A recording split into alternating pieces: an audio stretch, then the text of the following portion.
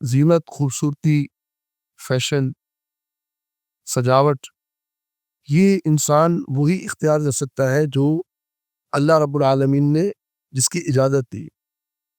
یہ نو کہ اگر ایک چیز میری نظر میں خوبصورت ہے تو میں سمجھوں کہ یہ خوبصورتی جائز، ایسا اس کی اجازت نہیں۔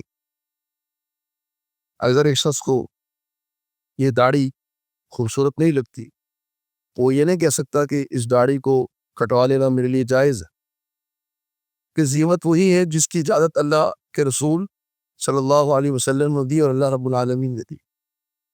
اگر ایک عورت یہ سمجھتی ہے کہ جو آئی بروز ہے ان کو بنوا لینا، سیٹ کروا لینا، اس پہ میں خوبصورت نظر آؤں گی، تو یہ اس خوبصورتی کی اللہ رب العالمین نے اجازت نہیں دی۔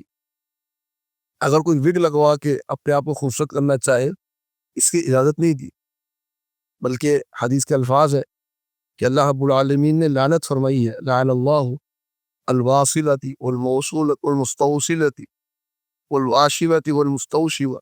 صحیح حدیث ہے کہ اللہ رب العالمین کی لعنت ہے اس عورت پر جو اپنے بالوں کو جوڑتی، یعنی اس پہ وگ لگاتی، یا اپنے جسم کو گدواتی ہے، یا ایسے بال جو چہرے پر ہو اس کو اترواتی ہے۔ تو زینت وہی جائز ہے جس کو شریعت نے زینت قرار دی ہے۔ اگر کوئی بھی ایک ڈیولپ سوسائٹی میں کوئی بھی فیشن ڈیولپ ہو رہا ہے اور ہم یہ سمجھیں کہ اس فیشن کو اختیار کرنے میں کوئی حرج نہیں ہے، ایسا نہیں ہے۔ فیشن، زینت شرعی قیود اور ضوابط میں ہی دیکھی جائے گی۔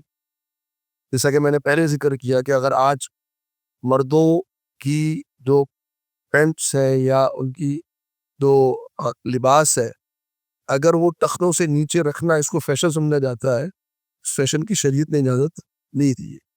اور اگر عورت کی ٹخنوں سے اوپر لباس رکھنا اس کو فیشن سمجھا جاتا ہے، اس کی شریعت نے اجازت نہیں دی ہے۔ تو زینت کی اجازت موجود ہے، وہ انسان اختیار کر سکتا ہے شرعی جو پابندی ہے اس کو سامنے رکھتے ہوئے۔